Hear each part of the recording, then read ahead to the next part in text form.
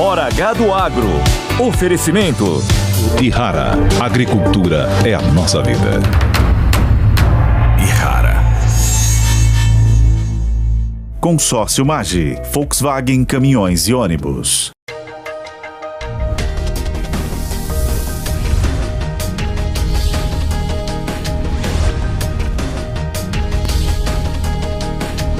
Hora H do Agro, com Kellen Severo. Olá, sejam muito bem-vindos ao Hora H do Agro. Vamos aos destaques de hoje. Na fronteira com o Brasil, Venezuela terá eleição presidencial neste domingo. Nicolás Maduro e Edmundo González são principais nomes da disputa e o agro acompanha de perto as repercussões no setor. Nos Estados Unidos, depois de Biden desistir de concorrer à reeleição, Kamala Harris é favorita para enfrentar Donald Trump. Vamos saber o que muda na corrida presidencial da principal economia do mundo. E mais, invasão de terras por indígenas aumenta a tensão no campo e agricultores pedem paz em diferentes estados do Brasil. Você vai ver também que a importação de leite atingiu o maior volume da história. No primeiro semestre, o Brasil comprou 1 bilhão de litros do produto estrangeiro. O que vai mudar neste mercado de agora em diante? Nós vamos saber tudo isso e muito mais a partir de agora, porque o Hora H do Agro já está no ar. Neste domingo, dia 28, os venezuelanos vão às urnas para definir quem será o novo presidente do país. O escolhido pela população vai assumir o posto a partir de 2025 e comandar o país que tem uma das maiores reservas de petróleo do mundo. Nestas eleições, Nicolás Maduro vai disputar com mais 9 candidatos. Maduro está no cargo há 11 anos. Já Edmundo González, ex-embaixador do país, é considerado o principal candidato da oposição.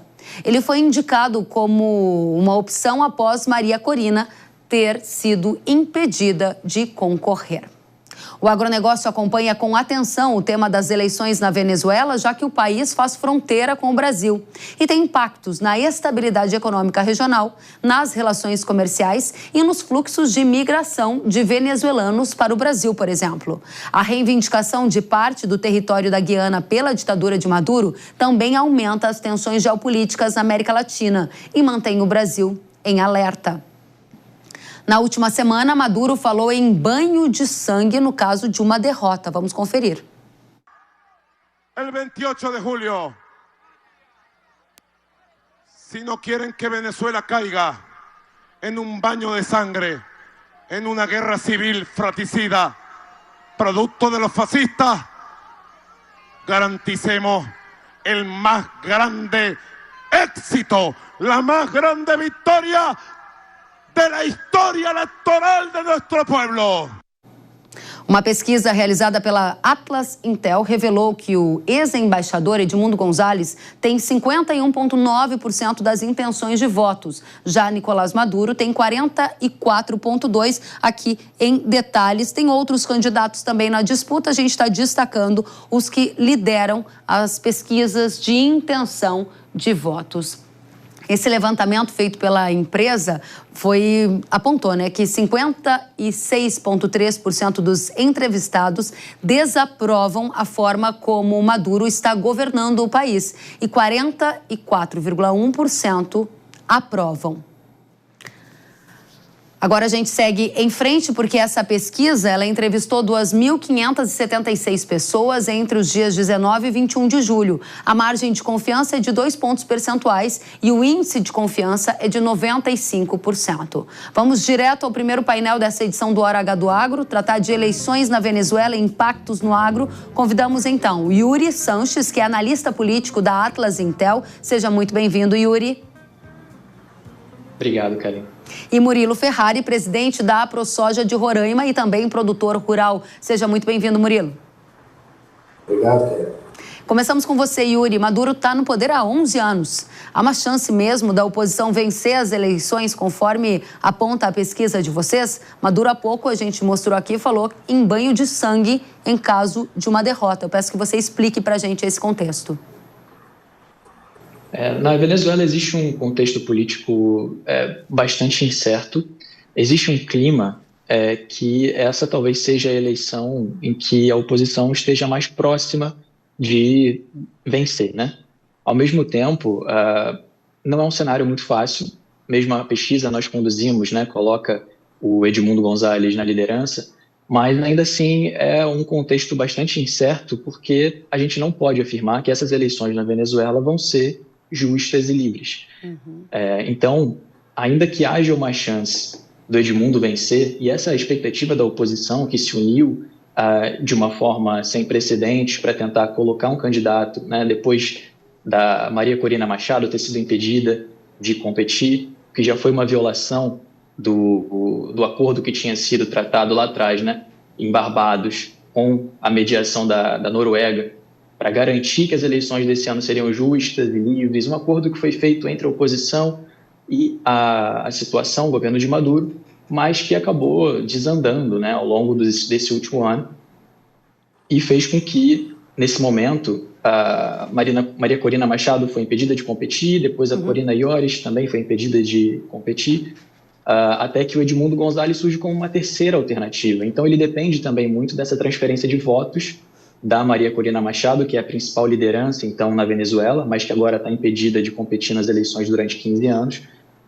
Então a expectativa é que a Maria Corina Machado, que está andando pelo país, né, esteve andando pelo país durante o período da campanha eleitoral, conseguisse transferir essa intenção de voto e essa motivação das pessoas de irem realmente às urnas para votar a favor da oposição, retratada no Edmundo Gonzalez. Mas diversas tentativas que, né, depõem contra, na verdade, o processo eleitoral na Venezuela têm sido levadas a cabo. Uma série de bloqueios, né, desde a participação dos candidatos efetivos da oposição na eleição, quanto também boicotes, perseguições, inclusive contra pequenos negócios que estavam fornecendo serviços para a campanha da oposição, foram boicotados, né, tiveram seus negócios fechados, foram perseguidos, tiveram seus direitos eleitorais revogados ou foram presos também, né? A própria campanha da Maria Corina Machado o próprio partido teve cerca de 6 ou 9 pessoas presas nesses últimos meses. Então, é um pleito que, ao mesmo tempo em que existe essa expectativa, existe esse otimismo que finalmente o regime do Maduro esteja insustentável, não possa seguir adiante, ainda existem alguns subterfúgios que podem ser utilizados e que ainda mantém uma pulga atrás da orelha se esse processo realmente vai ser efetivo e o vencedor efetivo vai assumir o poder no próximo ano. Esse é um ponto bastante importante que o Yuri traz, dessa incerteza, não necessariamente a pesquisa de intenção de voto e esse desejo de mudança que vocês capturaram vai se transformar efetivamente numa mudança, nas palavras do Yuri, porque não é fácil, a gente não pode afirmar que as eleições serão justas e livres. Eu passo para você, Murilo, você é produtor rural em Roraima, uma fronteira agrícola brasileira. Qual é o cenário para o agro por aí agora e a sua visão com a vitória da oposição ou, no caso, de uma permanência de Maduro? Aqui nós estamos com uma expectativa muito grande em relação à mudança, porque além da fato humano, já tivemos miséria pela cidade aqui, 600 venezuelanos por dia atravessando a fronteira de a pé, a gente tem uma expectativa muito grande de começar a fazer negócio com a Venezuela. A Venezuela tem calcário, é uma fonte essencial para a nossa agricultura, tem ureia, o país tem muitas oportunidades no país. E, infelizmente, com essa crise, aqui fechou-se bastante as portas para nós aqui, porque geograficamente estamos mais perto da Venezuela do que do restante do Brasil. Então, qualquer movimentação para melhor nos países vizinhos aqui nos afeta positivamente, porque conseguimos, então, exportar os nossos produtos e fazer negócios, trazendo matéria-prima para a evolução aqui da agricultura no estado. Interessante, você menciona vários aspectos aqui que importam para o agro. Primeiro, você fala desse fluxo migratório, você falou em 600 venezuelanos entrando por dia, ou seja, é uma estimativa, é um volume bastante alto, e fala ainda de oportunidades de comércio, seja para a gente enviar mais produtos para lá, com uma economia que poderia estar mais aquecida, seja para receber insumos como fertilizantes. Num cenário em que a oposição vencesse, esse foi o ponto que você colocou, Murilo, num cenário de permanência de Maduro, qual Qual é o contexto que você enxerga para o agro? Olha, assim, infelizmente o Maduro está há muito tempo no poder e a gente não vê sinal de melhora. O que está acontecendo agora é que acabou o dinheiro deles e eles viram que existe a necessidade de se produzir lá dentro. Então a gente vê pessoas começando a produtividade de soja lá dentro, mas é uma coisa muito pequena. E se continuar dessa maneira, a gente não tem muitas perspectivas positivas, porque já está ali bastante tempo e não teve melhor até agora. Interessante. Murilo, a gente volta a falar com você que está em Roraima, ou seja, está vivendo na pele toda essa situação que está na fronteira. Yuri, você que acompanha com todo o serviço de inteligência de vocês, diga quais são os cenários que você projeta em relação a um conflito com a Guiana na disputa por Essequibo. Esse potencialmente é um fator que está no seu radar, certo? Sim, as eleições, nessa pesquisa que nós conduzimos, essa eleição é um fator crucial do ponto de vista, né, de uma eventual vitória da oposição ou de uma permanência do Maduro, mas são a situação, apoiadores do Maduro, apoiadores de Maria Corina Machado e do Edmundo Gonzalez têm certa concordância sobre a anexação do território, sobre seria um processo de justiça histórica que os venezuelanos acreditam e veem que realmente essa iniciativa de Maduro, por mais controversa que seja, por mais desestabilizadora da região, os venezuelanos enxergam mais de 70% que realmente a Venezuela teria direito a esse território da Guiana, um território bastante rico em petróleo, né? A própria Guiana recentemente fez descobertas muito grande, né, de poços de petróleo a serem explorados. Então é algo que realmente mexe bastante com a geopolítica a nível internacional, mas também aqui na própria América Latina. Esse cenário da eleição do Maduro, de uma eventual vitória do Maduro, ela é muito custosa para o Brasil do ponto de vista diplomático, porque o presidente Lula nos últimos tempos, vinha já, né, se posicionando a favor de Maduro, não colocando tantas afirmações categóricas contra o regime de Maduro, embora tivesse oportunidade para isso. Mas o Maduro também dobrou a aposta mais recentemente, atacou o sistema de urnas, o sistema eleitoral brasileiro, tanto é que o TSE não vai mais enviar os observadores. Também existe uma consequência do ponto de vista político internamente, porque essas afirmações, essa defesa do Lula em relação à Venezuela também causa um custo político muito grande a ele aqui internamente. Segundo as pesquisas que a gente tem visto, as pessoas aqui no país não aprovam tanto esse ponto de vista, e também do ponto de vista econômico, né, que realmente significa tanto a permanência de Maduro quanto uma eventual anexação de Essequibo, um conflito com a Guiana, coloca a situação de um ponto de vista muito mais complicado, do ponto de vista econômico, do ponto de vista da segurança regional também. Então, existem interesses internacionais também, olhos voltados para a Guiana, na extração do petróleo, que com certeza não é a melhor alternativa do ponto de vista diplomático, econômico, político e geopolítico também. Yuri, claro. É uma interrupção rápida. Eu perdi um momento o seu áudio e eu fiquei na dúvida. Essa situação de risco geopolítico que envolve uma anexação de parte da Guiana pela Venezuela, ela é um cenário base numa vitória da oposição e numa vitória de Maduro? Foi isso que você disse? Não, na verdade existe entre a população da Venezuela, a nossa pesquisa captou isso, mais de 70% dos venezuelanos acreditam que a Venezuela deveria, sim, ter acesso a esse território, essa anexação do território da Guiana.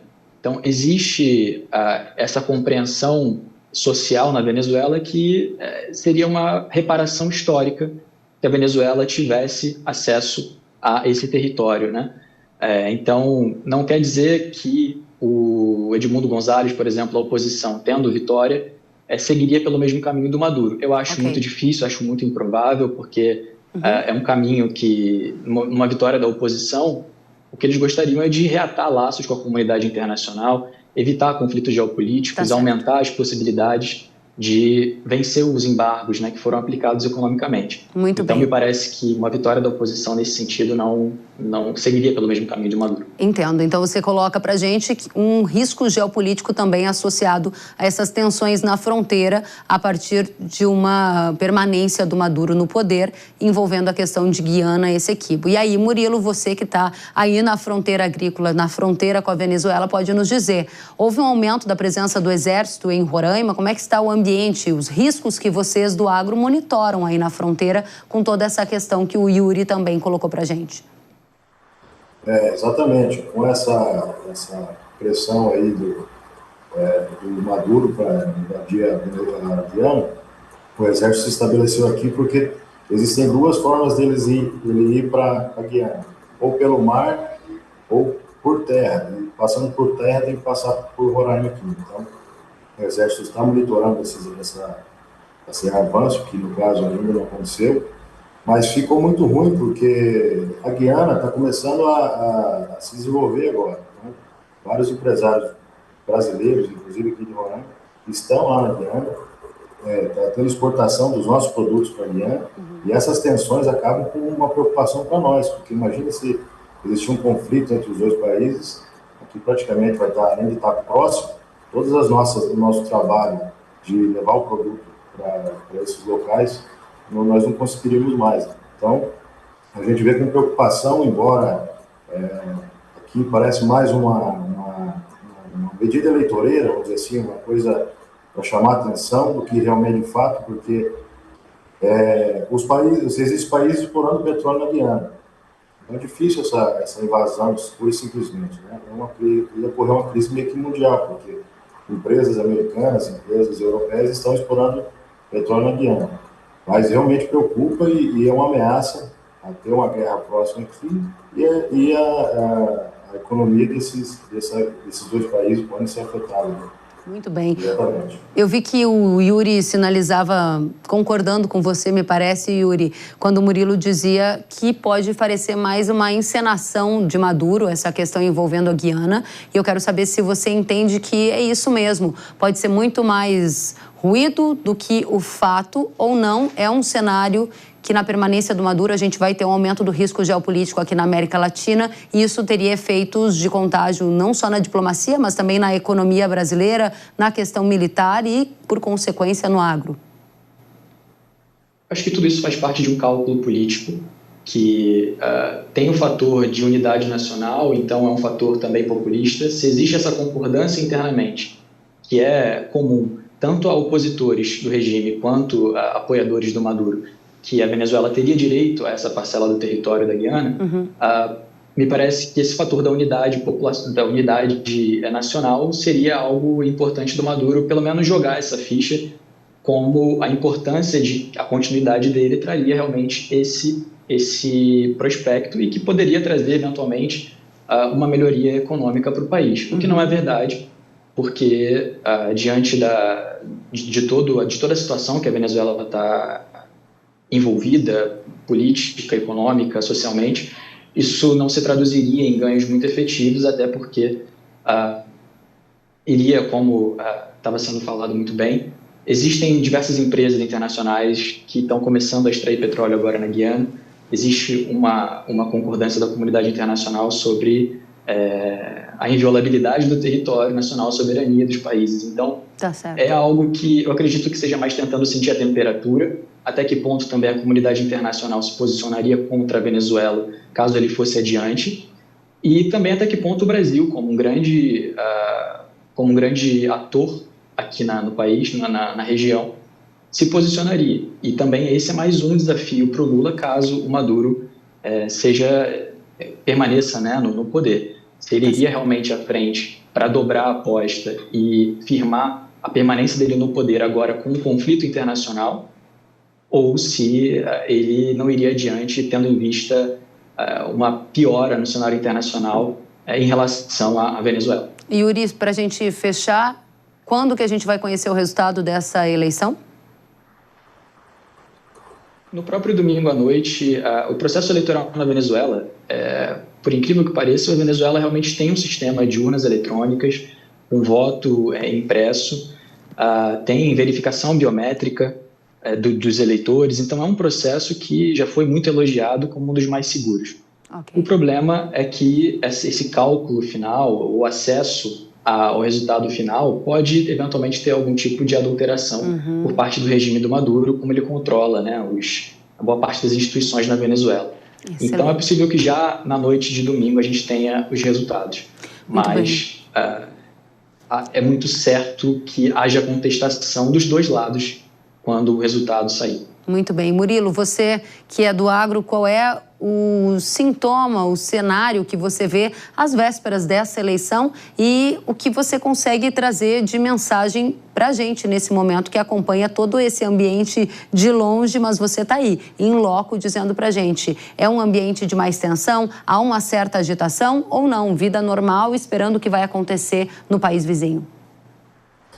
Pelo fato de a gente já observar várias eleições do Maduro aí, de continuar, não está tendo uma coisa, não está chamando atenção essa eleição aqui, porque possivelmente que ele se permaneça no poder, se mantendo a ditadura dele.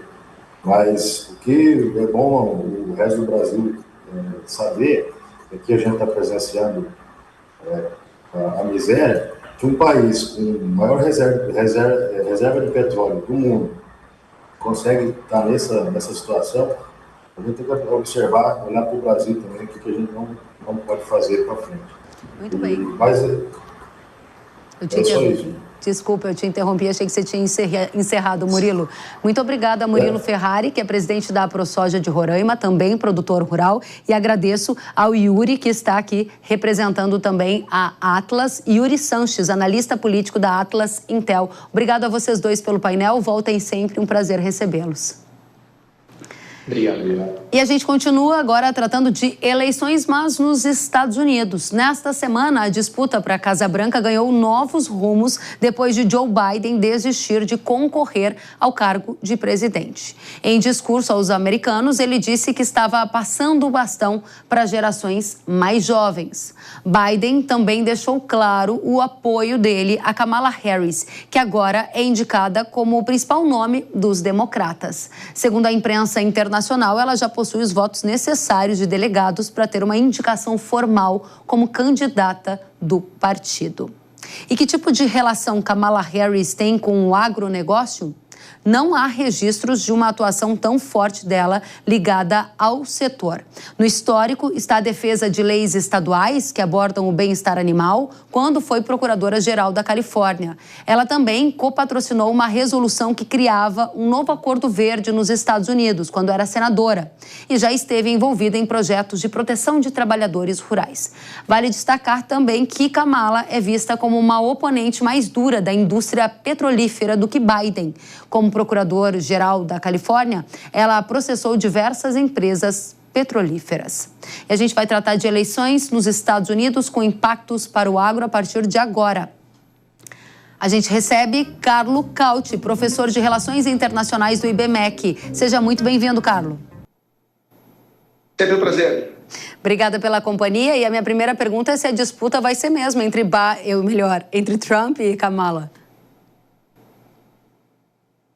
Aparentemente vai. A Kamala Harris já obteve, assim, segundo as informações que temos até o momento, o número de delegados suficientes para garantir a sua nomeação na convenção do partido, que acontecerá daqui a algumas semanas. São 1.976 delegados necessários, ela já teria obtido isso, então a convenção do Partido Democrata deveria indicar, fora surpresas do último minuto, Kamala Harris como candidata do Partido Democrata. E Trump, obviamente, é o candidato mais forte do Partido Republicano, e ele vai concorrer, ele já ganhou, né, a primária do Partido Republicano, ele vai concorrer e vai ser uma disputa muito dura, porque se de um lado Kamala Harris já começou a acusar Trump de ser uma pessoa que já foi condenada pela justiça, que tem um histórico criminal, e é contestável também pelo aquilo que a gente viu acontecer nas últimas semanas. Por outro lado, Trump está acusando Kamala Harris de ser inepta, né, de não ter sido uma vice-presidente, vamos dizer assim, vigorosa e eficaz em seu cargo. Então, teremos uma campanha eleitoral muito dura nos Estados Unidos. Essa dureza que você coloca na disputa, ela repercute de alguma forma em perda de favoritismo do Trump? Porque depois do atentado, a gente viu o favoritismo dele disparar e houve até quem dissesse que ele já estava eleito, que a eleição já estava decidida. Aí Biden desiste, entra Kamala e algumas pesquisas começam a mostrar uma disputa mais acirrada. Qual é o cenário na sua avaliação? Muito cedo para a gente ter uma visão clara, porque faltam ainda muitas semanas, os programas eleitorais ainda não foram apresentados, não houve um debate ainda entre os dois, então ainda é meio cedo para ter uma visão mais clara. Porém, podemos dizer que apenas uma pesquisa das cerca de uma dúzia que foram realizadas após a renúncia de Joe Biden para a reeleição, apenas uma pesquisa dava a Kamala Harris na frente, a da Ipsos. Todas as outras, inclusive da CNN, tudo podemos definir menos que uma emissora pró-Trump, todas elas indicam Trump na frente, pelo menos de uns 5 pontos na frente de Kamala Harris. Dependendo de como foram os debates, se Kamala Harris não for performante, não for ter um bom desempenho nos debates, Trump poderia até aumentar esta vantagem. E lembrando que nos Estados Unidos são duas as maiores críticas que a população faz ao atual governo Biden. Primeiro, a inflação muito elevada, que vai continuar até as eleições. E ponto número 2, a imigração fora de controle. Outro fenômeno também que vai continuar até as eleições. Se esses 2 pontos continuarem se agravando, vai ser muito difícil para Kamala Harris levar adiante sua campanha eleitoral. Interessante. Tem outro ponto que aparece entre as pesquisas que são feitas, é essa questão envolvendo a presença de Estados Unidos em guerras, como, por exemplo, a guerra na Europa, né? Aquele tipo de apoio financeiro dado à Ucrânia. Trump já disse no programa de governo dele que ele não vai se envolver em guerras que ele chamou de desnecessária. Qual é a visão de Kamala nesse sentido? É muito parecida com a do Partido Democratas, de continuar apoiando e suportando países como a Ucrânia? Harris faz parte da ala esquerda do Partido Democrata, uma ala contrária ao interventismo militar americano no exterior, uma ala muito menos ligada, por exemplo, vamos dizer assim, ao entorno de Joe Biden, que via na presença americana no exterior quase uma missão, né? Kamala é mais à esquerda, é mais chamado liberal, né? A ala liberal do Partido Democrata, e por isso ela é contrária a qualquer tipo de intervenção militar americana. Então, nesses 2 pontos, Trump e a Kamala Harris acabam convergindo. Mas a questão fundamental é que Trump representa uma boa parte dos Estados Unidos, essa majoritária, especialmente do Midwest, da parte dos estados do centro, né, dos Estados Unidos, tirando as faixas litorâneas, né, de um lado Nova York e a Pensilvânia, do outro lado a Califórnia, etc. A parte central dos Estados Unidos, a parte que ofereceu o maior tributo de sangue para as ações militares americanas no exterior, no Afeganistão, no Iraque, na Líbia, e agora também, né, em alguns países africanos. Em alguns casos, guerras conclamadas, né, como o Iraque e o Afeganistão, em muitos casos, missões militares pontuais.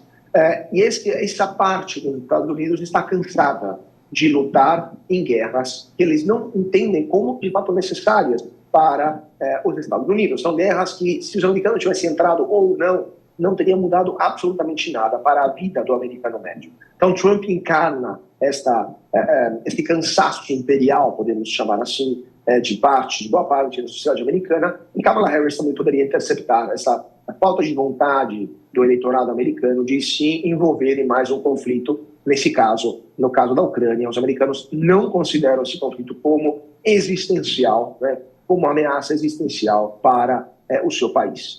Agora, nesse contexto em que a gente está aqui discutindo uma possível disputa entre Kamala e Trump, quais são os principais pontos que aproximam e distanciam Trump do agro e os principais pontos que aproximam e distanciam Kamala do agro?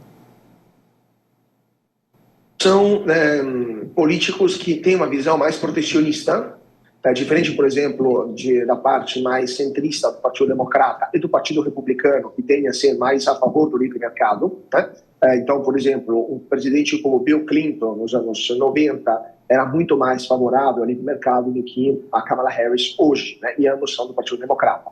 Ou um presidente como George Bush, no começo dos anos 2000, era muito mais a favor da abertura comercial internacional do que hoje Donald Trump. Então, Se um dos dois ganharem, vai ser a mesma coisa, né? Independente de quem ganhar, vai ser a mesma coisa para o agro, especialmente para o agro brasileiro. Ambos têm uma posição em relação ao agro internacional estrangeiro e favorável ao agronegócio do seu próprio país. É claro que o agro americano é muito mais a favor do Trump, mas Kamala Harris vai ter que governar também para esta porção importante da sociedade americana. Então, em ambos os casos, quem quer que seja o vencedor, teremos mais barreiras protecionistas nos Estados Unidos para o agro brasileiro e também teremos mais barreiras, não só para o agro, mas para outras empresas que queiram entrar nos Estados Unidos. Teremos também mais dinheiro público para subsidiar o agronegócio americano, para subsidiar a indústria americana. Ambos têm essa visão de presença maior do Estado através de subsídios públicos, a Kamala Harris através também de outros tipos de intervenções, né? Mas em todos os casos está muito longe de ser, são dois candidatos muito longe de ser liberais no sentido clássico do termo. Um dos pontos que também nos chama a atenção quando a gente olha para o histórico da Kamala ligado ao agro, tem uma questão mais direta em relação a uma antítese, né? Uma visão contrária à indústria petrolífera. Com isso, poderia ter um aumento em incentivos para as práticas ESG e isso gerar efeitos colaterais no agro, porque Trump, por outro lado, no programa de governo, ele já fala que vai aumentar investimentos em combustíveis fósseis, o que pode também tirar a força da linha ESG lá no agro. Como você analisa isso, Cauti? Pois é, Kellen. Deixa eu só que acho que meu microfone acabou a bateria aqui. Estamos te ouvindo bem. Desculpa. Está me ouvindo agora? Sim. Sim, só pegando então a pessoa pergunta. Kamala Harris, caso ela ganhe as eleições nos Estados Unidos, ela vai ter uma posição muito mais favorável a questões ligadas à ESG, portanto, ela vai limitar, por exemplo, a exploração petrolífera dentro do território americano, ela vai querer incentivar, por exemplo, práticas de eletrificação dos carros, ela vai, por exemplo, tentar coibir o uso de algum tipo de pesticidas, né, de defensores agrícolas, na verdade, entre outras coisas. Trump é muito mais a favor da indústria petrolífera, é muito mais a favor de um desenvolvimento menos ligado a práticas ambientalistas, né, do que Kamala Harris. E, de novo, lembramos, é próxima da ala mais radical do Partido Democrata, uma ala até anticapitalista, por alguns aspectos, e, com certeza, uma ala do partido, uma facção do Partido Democrata é muito mais hostil a práticas assim, de mercado do que o caso Donald Trump. Muito bem. Carlos Cauti, professor de Relações Internacionais do IBMEC, muito obrigada por estar conosco. Volte sempre, é muito bem-vindo. Até a próxima. E depois do intervalo, você vai ver que aumenta a tensão no campo com invasões indígenas. Em Mato Grosso do Sul, agricultores pedem paz no campo. Queremos paz no campo! Queremos paz no campo! Queremos paz no campo! Queremos paz no campo! A gente volta já com tudo isso e muito mais. Eu espero você. Hora H do Agro, com Kellen Severo.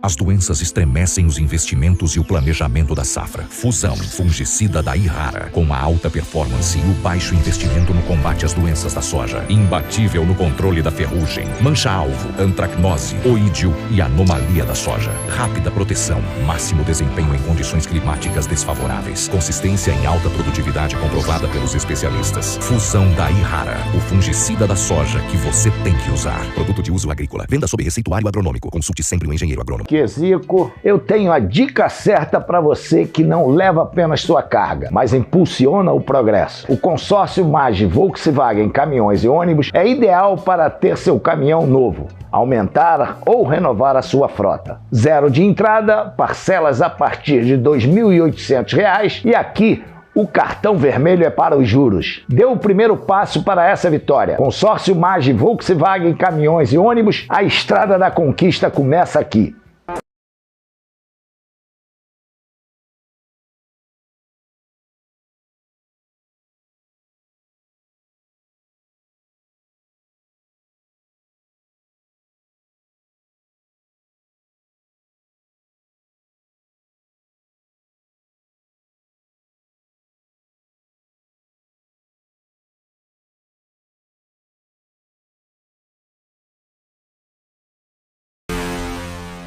Estamos comemorando 4 anos de New Cursos. Aqui você transforma seus sonhos em realidade. Se você quer uma promoção ou mudança de carreira, vem aprender com os melhores do mercado. Estamos com descontos incríveis de até 80%. Estude com especialistas como Pablo Spire, Samidana, Ricardo Ventura, Davi Braga e muitos outros. Acesse newcursos.com.br e comece agora a sua jornada de sucesso. Quando percevejos alcançam a soja, sugam a rentabilidade e a qualidade dos grãos. Mas essa ameaça tem uma solução, graças a Zeus. Inseticida Irrara, com tecnologia inédita que controla os percevejos de forma nunca antes vista. Eleve seu poder de controle com Zeus. Produto de uso agrícola. Venda sob receituário agronômico. Consulte sempre um engenheiro agrônomo. Hora H do Agro, com Kellen Severo. Estamos de volta com o Hora H do Agro aqui na Jovem Pan News. Produtores de Mato Grosso do Sul protestaram em frente ao Ministério Público Federal do Estado em Dourados. Eles pediam paz no campo diante do aumento das invasões de terras por indígenas. Queremos paz no campo! Queremos paz no campo! Queremos paz no campo! Queremos paz no campo! O protesto acontece depois do aumento da tensão no campo com a invasão de uma propriedade rural em Douradina, Mato Grosso do Sul, desde o dia 13 de julho. Segundo a Federação da Agricultura de Mato Grosso do Sul, a área total reivindicada pelos indígenas nesta região atinge mais de 300 pequenas propriedades, somando um total de 12 mil hectares. O judiciário deu prazo de 5 dias para que os índios Guarani Kaiowás deixem a área invadida.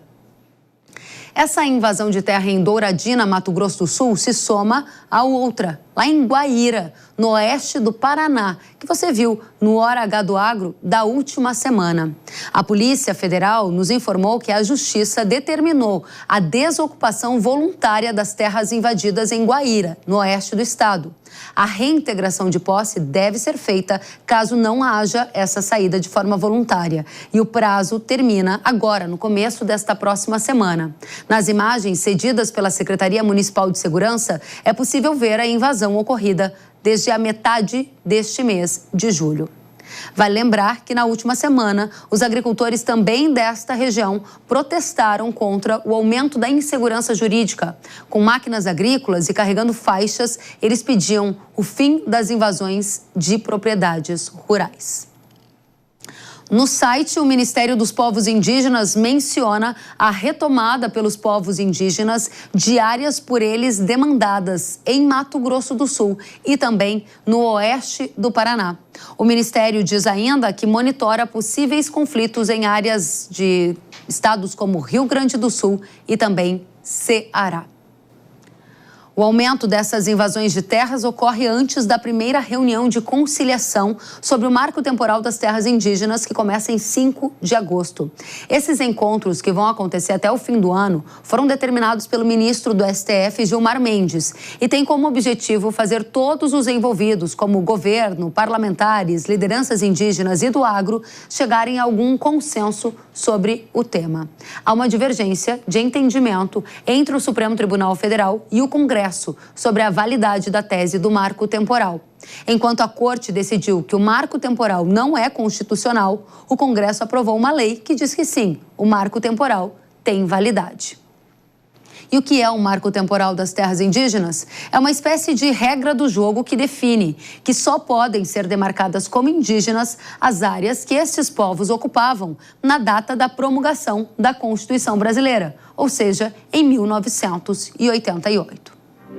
Para tratar de paz no campo e também dos desdobramentos de toda essa situação de aumento de invasão de terras por indígenas, a gente vai conversar com o presidente da Comissão Nacional de Assuntos Fundiários da CNA, o Marcelo Bertoni. Marcelo, seja muito bem-vindo à Hora H do Agro. Obrigado, Kelly. Obrigado pelo espaço. Acho importante essa conversa aqui. Para a gente também e para todo o Brasil. Afinal, Marcelo, há conflitos fundiários por questão indígena acontecendo nesse momento no Brasil por causa do vácuo da decisão sobre o marco temporal, na sua avaliação? Exatamente. Eu acho que ainda precisa ter muitas discussões nesse sentido, mas a lei está valendo, que ela não está sendo cumprida. Então, aí causa toda essa insegurança jurídica que nós temos e essas invasões de terra, não só aqui no Mato Grosso do Sul, mas em pelo menos 5 estados está mais aflorado. Lembrando que nós temos problemas de questões indígenas em 23 estados da federação, né, do nosso Brasil. Que 5 estados são esses, Marcelo? Hoje está tendo problema, teve no Rio Grande do Sul, Mato Grosso do Sul, Paraná, Ceará e Bahia. E qual é a saída que você vê para esse aumento de tensão? Porque para quem está vendo como espectador de longe, é uma história que se conta. Para quem está vivendo uma invasão na propriedade privada e esperando a reintegração de posse com toda a tensão que envolve polícia, governo e insegurança jurídica, a história é outra, não é? Exatamente. O que a gente fala é que esses produtores, principalmente aqui no meu estado, no Paraná, são produtores que têm a titulação da terra há mais de 150 anos.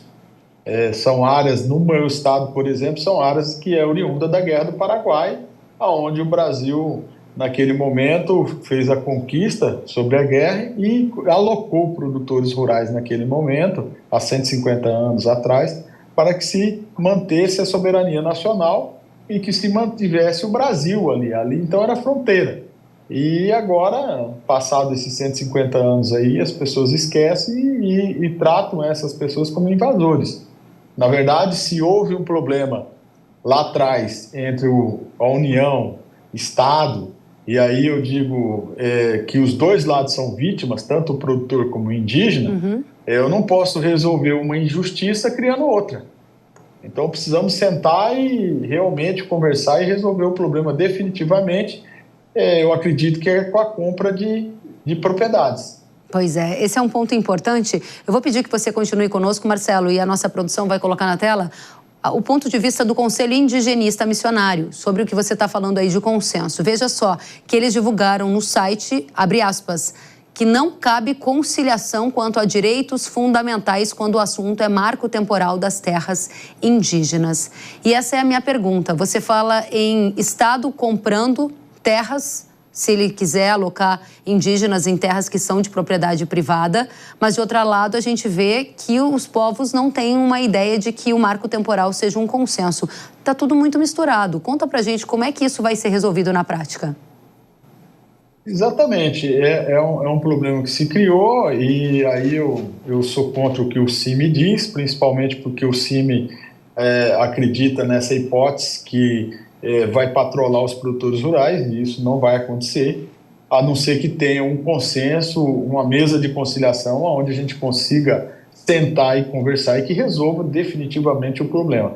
Porque os índios no nosso estado também vivem numa miséria e que precisa ser resolvida. Agora, o que não dá é o CIMI continuar dizendo que não vai conversar e não mude a política indigenista do nosso Brasil, que precisa fazer com que esses índios produzam. Então, só vai ter esse entendimento quando realmente a gente sentar e discutir. E ter critérios, Kelly, o que eu acho?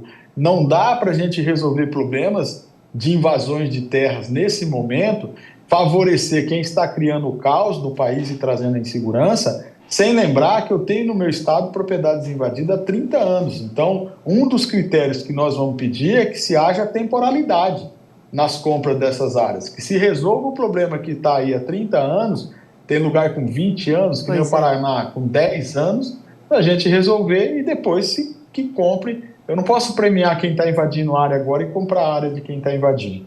Marcelo, para a gente fechar esse assunto, tem uma decisão do STF, que tem um entendimento, tem uma decisão do Congresso, que tem outro entendimento. No meio disso tudo, são centenas de famílias em grande maioria, pequenos proprietários rurais que estão com uma tremenda insegurança e, de outro lado, também tem as comunidades indígenas que querem um norte para suas demandas.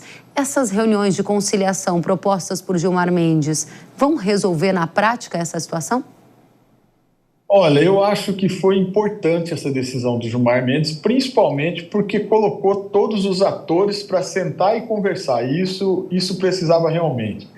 Eu também entendo que, nesse momento, quando ele chama o Senado e chama a Câmara dos Deputados para conversar, e trazendo todo mundo para o mesmo barco, onde a gente consiga dialogar e achar um caminho plausível, tanto para a lei que foi aprovada, e ela está valendo, até que se diga o contrário e que julgue de novo, ela está valendo, e que entenda também que a decisão do Supremo, quando diz que as duas, tanto a lei como a decisão do Supremo, falam em pagamento. Então nós temos que sentar agora e resolver de que forma vai fazer, e usando, eu ainda acho que o critério da temporalidade, mas que também vai trazer o sentimento do produtor, porque até então, sempre quando esteve lá, sempre se escutou só o lado dos indígenas. Todas as vezes que a gente vai, os indígenas que falam com o STF, os produtores realmente nunca tiveram esse acesso mais direto, sempre através de advogado. Mas agora, eu acho que com isso a gente consegue mostrar para os ministros o real problema, aonde os dois, e volto a dizer, tanto o indígena como o produtor rural são vítimas de uma situação que precisa ser resolvida. Agora, Marcelo, eu vou te provocar numa última reflexão aqui, e a gente encerra esse assunto, que é, você fala sobre pagamento para a terra, aquela terra que foi invadida, ou seja, tem indenização do proprietário rural. Só que pelo que eu lembro, e me corrija se eu estiver errada, vocês fizeram um levantamento apontando que há mais de 10 milhões de hectares no Brasil sendo requeridos como terras indígenas. E a gente vê um tremendo desafio fiscal. De onde vai sair dinheiro para comprar toda essa terra requerida? Pois é por isso que o CIMI fala nesses direitos, porque hoje está fácil esbulhar o proprietário. Você esbulha o proprietário, você só paga as benfeitorias. Isso quando essas benfeitorias, no ato da invasão, não são queimadas, né? Que eu tenho propriedades aqui onde os indígenas queimaram sede, queimaram mangueiro, queimou tudo. Então, o que vai pagar de benfeitoria a partir do momento que você não tem nada? Então, o levantamento que nós fizemos, tiramos do site da FUNAI, todas as áreas que eles pretendem, e aí lá tem números, né? São em torno de 10 milhões de hectares no Brasil inteiro. E aí a gente fez uma conta de padaria. A gente sabe que no Rio Grande do Sul tem terra muito mais cara do que isso, mas subindo mais para a Bahia, para todos os lados, a gente tem áreas que são menores valores. A gente colocou aí R$20 mil por hectare no Brasil inteiro, daria 200 bi. Não tem dinheiro para tudo isso. Exatamente. E não vai parar, viu, Kelly? Por que não vai parar? Tem novos estudos. Eles estão pedindo mais áreas que ainda vão entrar em estudos, que nós não sabemos qual é o tamanho dessas áreas. Lembrando que o Brasil hoje tem 14% do seu território já como áreas indígenas. Numa população indígena de 1.636.000 índios, sendo 600 e poucos aldeados. O resto se diz que moram na cidade. E eu não estou julgando aqui se é muito ou é pouco. Eu estou dizendo só o seguinte, eles têm direito, nós temos também, e teria que comprar. Só esses 10 milhões vai para 28% do território nacional. É uma situação bem delicada, né, Marcelo? Realmente Exatamente. Eu vou precisar que você volte mais vezes e nos atualize. E eu realmente desejo, assim como os agricultores que fizeram a manifestação em Mato Grosso do Sul, que a gente tenha paz no campo. Porque enquanto tiver esse vácuo, a gente tem riscos de aumento nas tensões e ninguém quer isso. Marcelo Bertoni, presidente da Comissão Nacional de Assuntos Fundiários da CNA, obrigada pela companhia. Até a próxima. Obrigado a você, estou aqui à disposição quando precisar, só me chamar. Obrigada. E nós convidamos para participar do programa o ministro da Justiça, Ricardo Lewandowski, e a ministra dos Povos Indígenas, Sônia Guajajara, mas ambos disseram não ter disponibilidade de agenda para nos atender. O espaço aqui no Hora H do Agro e na Jovem Pan News segue aberto para a gente tratar deste assunto. E agora o nosso tema é leite. As importações pelo Brasil renovaram o recorde e atingiram o maior volume da história. Dados da Secretaria de Comércio Exterior, compilados pela CNA, indicam que o Brasil comprou de outros países mais de 1 bilhão de litros de leite no primeiro semestre, um aumento de 1,8% em relação ao mesmo período do ano passado. Vamos tratar deste assunto agora com Maurício Nogueira, diretor da Atenagro. Maurício, seja muito bem-vindo. Obrigado, Kelly. É um prazer estar aí com vocês. Da mesma forma, explica pra gente, Maurício, esse volume recorde nas importações de leite, por que comprar tanto leite de fora? Kelly, quando a gente fala de importações do setor lácteo, é sempre um assunto que mexe com muitas emoções, né? Mas o que acontece com a pecuária leiteira? A pecuária leiteira, ela enfrenta uma situação de extrativismo ainda por grande parte dos produtores que não são especializados em leite, mas colocam leite no mercado. Isso atrapalha que a gente evolua. Então, o que a gente vive nesse momento? É um ano típico em que a gente tem uma necessidade de colocar produto para o consumidor maior, né? Esse volume é maior, quer dizer, a nossa demanda é maior do que a nossa capacidade de ofertar. Aí você fala, então eu deveria responder em preço. Não responde justamente porque tem essa situação extremamente complicada. E aí a gente vai buscar no mercado internacional. E olha que interessante, se a gente somar hoje produção e o balanço desse primeiro semestre, com esses dados aí do aumento, né? Passou de 1 bilhão mesmo e a gente está importando 30% a mais do que o mesmo período do ano passado. Mesmo assim, a nossa disponibilidade interna de leite, ela é só 0,5% maior do que o mesmo período do ano passado. Se a gente considerar que a população cresce 1,6%, 1,7% ao ano, a gente deveria ter mais leite ainda no mercado. Então, nós vamos realmente caminhar para um recorde de importação, Kelly. E esse recorde de importação que você sinaliza que a gente vai caminhar, ele vai impactar o preço ao produtor de leite? Dados do CPEA mostraram, Maurício, que o preço ao produtor subiu cerca de 30% no acumulado desse ano. Por que o preço sobe mesmo com essa oferta internacional entrando e entrando? Você já deu uma pista na sua resposta anterior.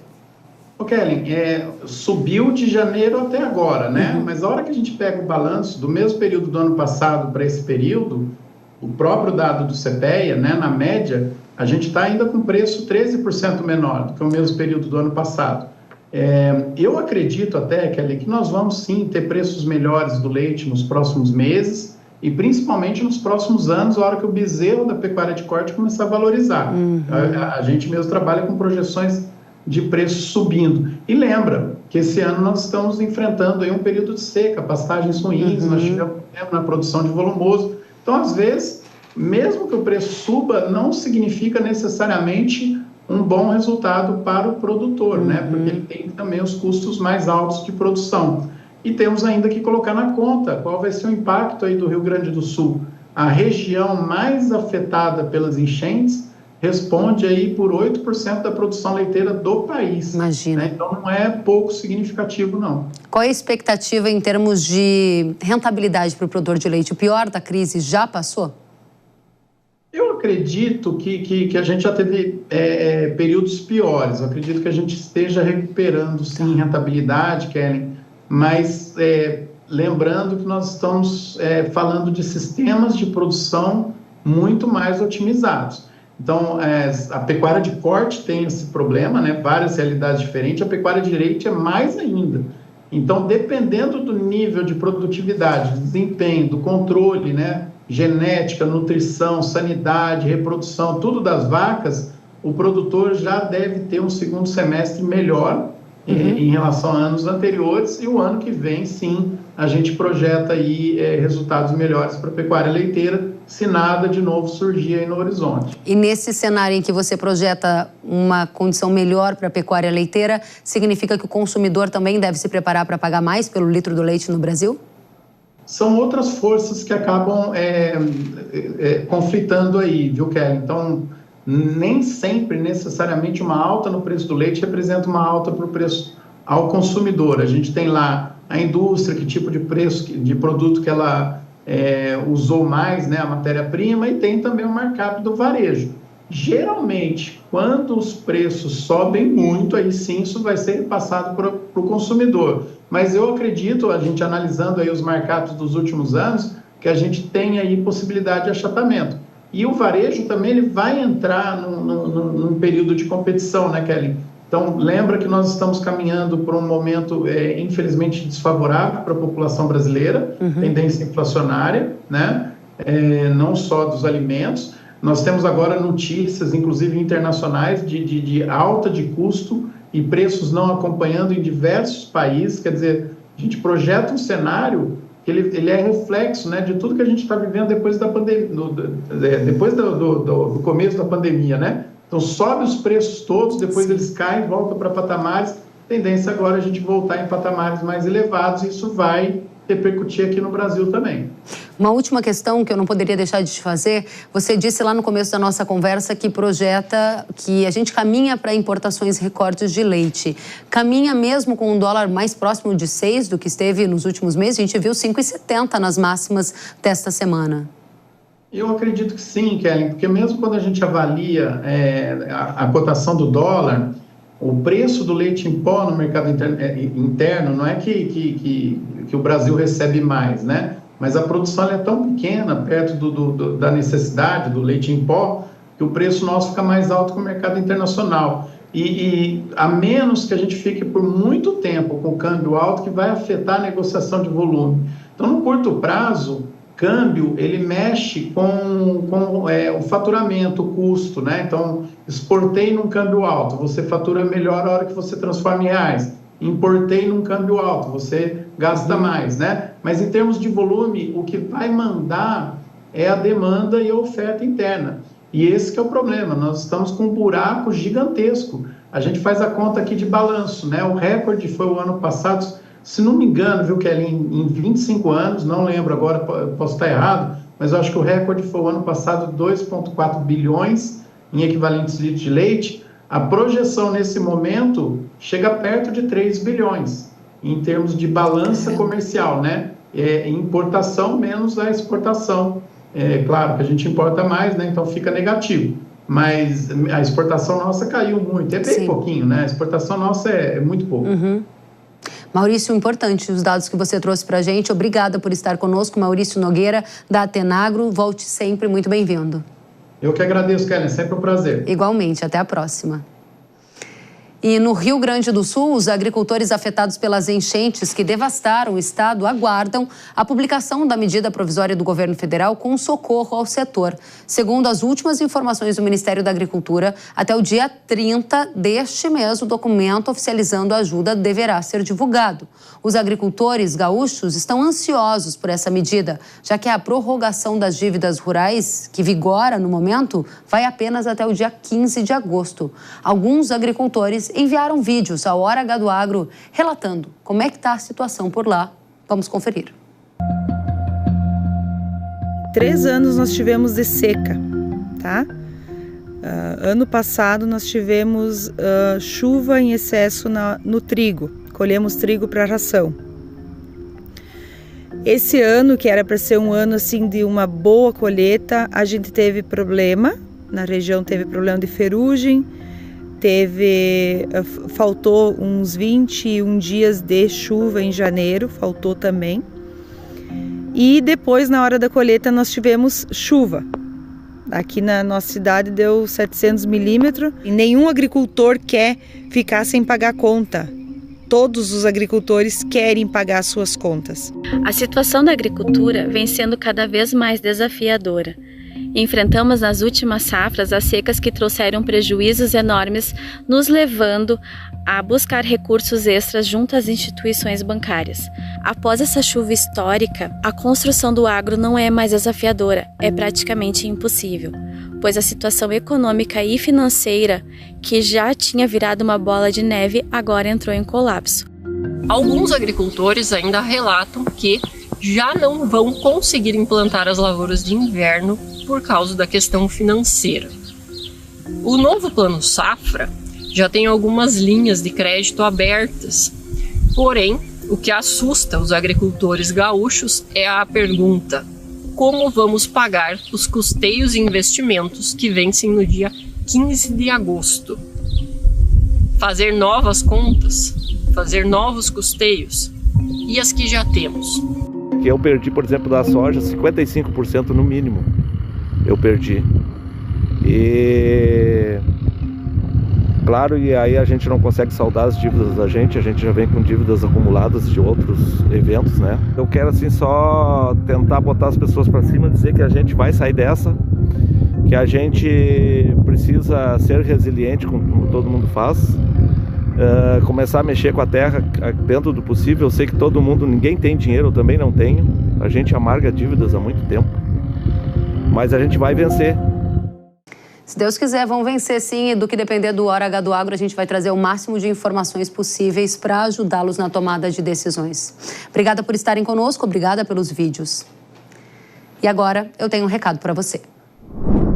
As plantas daninhas que crescem junto com o milho estão com os dias contados. Isso porque a mais moderna tecnologia de controle já está à disposição do seu milharal. Sonda é o herbicida da Yara com selo HT, de High Technology, que trouxe uma tecnologia inédita para os milharais brasileiros. Sonda HT combate com eficácia as principais daninhas do milho, como amendoim bravo, corda de viola, picão preto e trapoeraba, entre outros. E o melhor, não prejudica o milho devido à sua seletividade.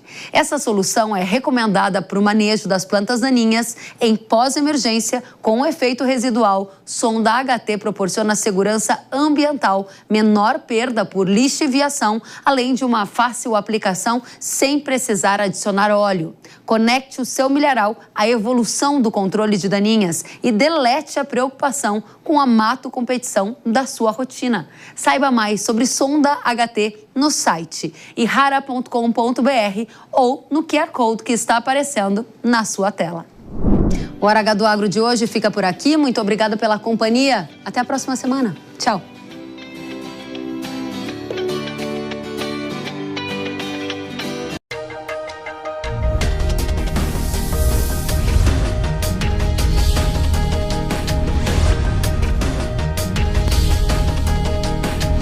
Hora H do Agro, com Kellen Severo. Hora H do Agro. Oferecimento. Yara. Agricultura é a nossa vida. Yara. Consórcio Magi, Volkswagen Caminhões e Ônibus. A opinião dos nossos comentaristas não reflete necessariamente a opinião do Grupo Jovem Pan de Comunicação. Realização Jovem Pan News.